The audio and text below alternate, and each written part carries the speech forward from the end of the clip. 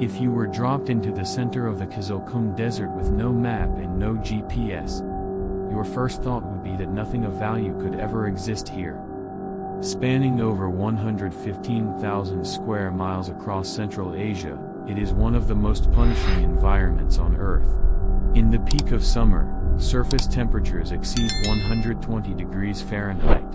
In the winter, icy sub-zero winds sweeping down from Siberia transform the landscape into a frozen desert. Water is practically non-existent. For thousands of years, even the most ambitious empires, from Alexander the Great to Genghis Khan's hordes, treated this vast plain as a barrier to bypass, not a prize to claim. But if you fly directly over the heart of this wasteland, the endless desert suddenly stops. This is Muruntau. Carved over 3 kilometers wide and plunging more than 600 meters straight down into the Earth's crust. It is a single open pit hole so colossal that it actually alters local air currents. It is easily visible from orbit. And it sits on top of the largest concentration of gold ever recorded in human history. Every single year, as mining conglomerates across North America, Australia, and Africa spend billions drilling thousands of feet underground for modest yields, this single pit in Uzbekistan pumps out more than 2 million ounces of pure gold. That is over $5 billion worth of precious metal pulled from a single location every 12 months. How did a waterless, hostile desert hide the richest patch of dirt on planet Earth? Why did it take until the height of the Cold War for anyone to find it? And what terrifying engineering feats were required to turn millions of tons of desert rock into pure bullion? To understand the mystery of Muruntau, we have to rewind the clock not by decades or centuries, but by 400 million years. Long before the Kyzylkum was a desert, this region sat at the bottom of an ancient ocean. During the Paleozoic era, the Earth's crust was going through violent convulsions known to geologists as the Tian-Shan orogeny. 2 massive tectonic landmasses collided over millions of years, closing up ancient ocean basins and buckling the seafloor upward. As these continental plates smashed together, they created immense pressure zones deep within the Earth's mantle. Water trapped inside ocean sediments was squeezed down into high-temperature zones, reaching over 400 degrees Celsius under incredible depth. At these extreme temperatures and pressures, water doesn't behave like normal liquid. It turns into a supercritical fluid, capable of dissolving metals bound inside rock formations deep within the crust, specifically quartz, iron pyrite, and trace amounts of gold. In most places on Earth, gold-rich fluids travel up through single isolated faults, forming narrow, thin veins. These are the traditional gold veins miners have chased with picks and shovels for thousands of years. But at Muruntau, something abnormal happened.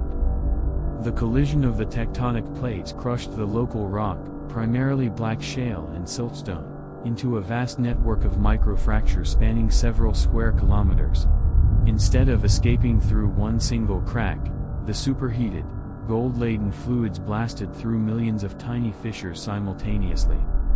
As the fluid cooled near the surface, the gold didn't just form veins.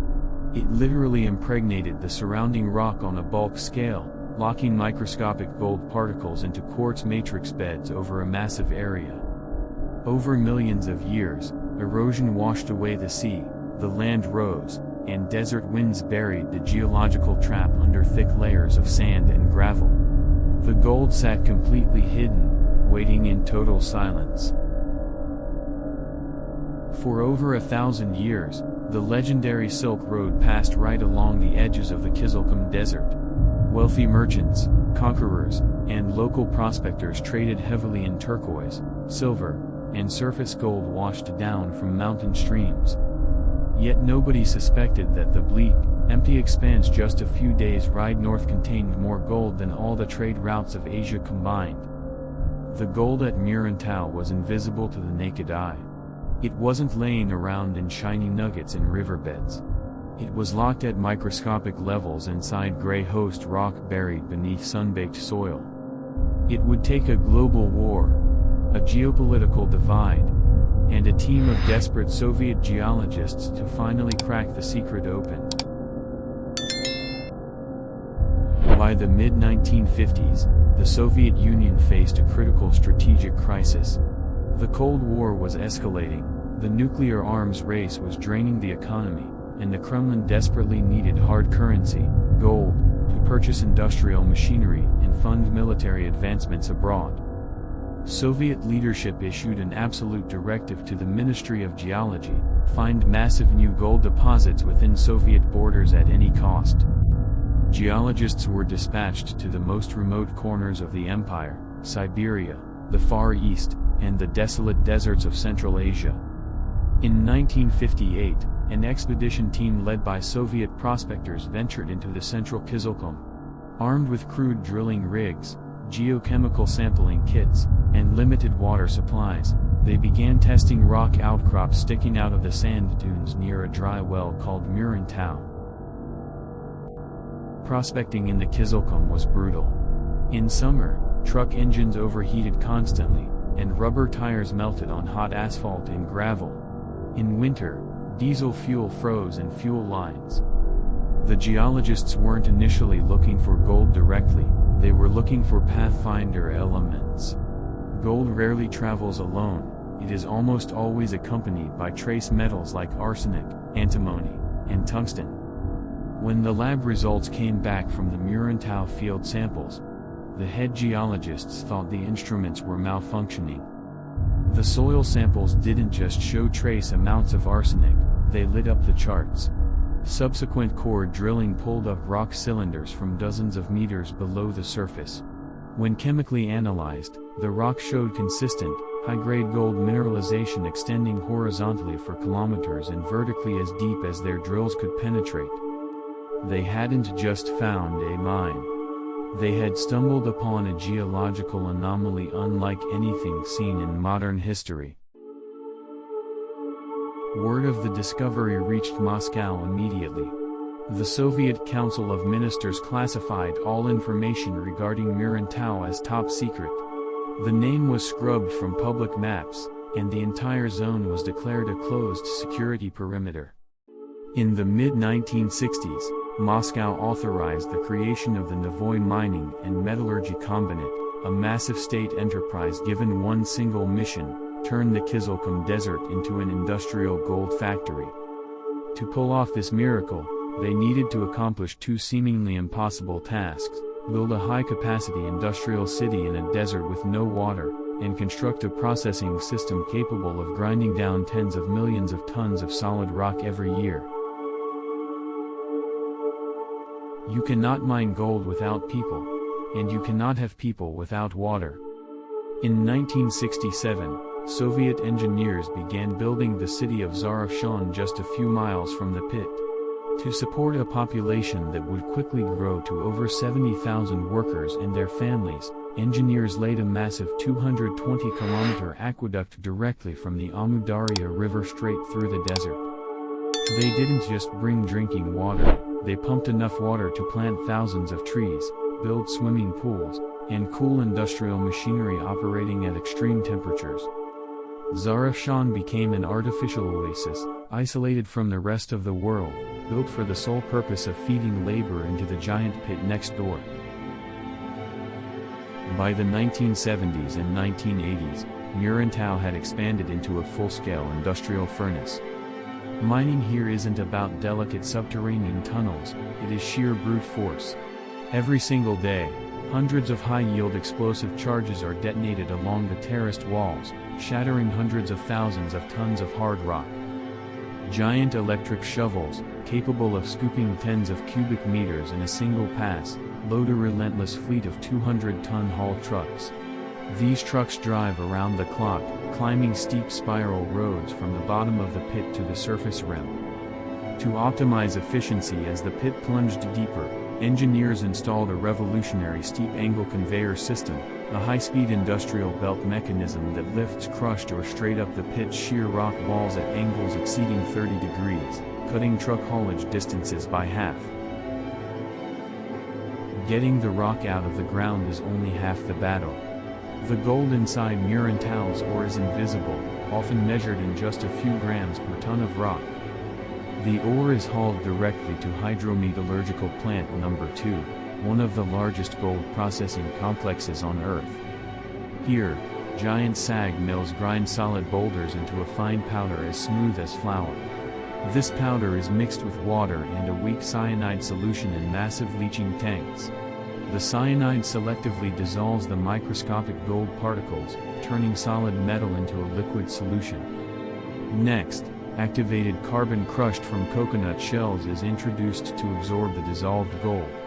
The carbon is stripped using heat and chemical washes, transferring the concentrated gold into an electrowinning circuit.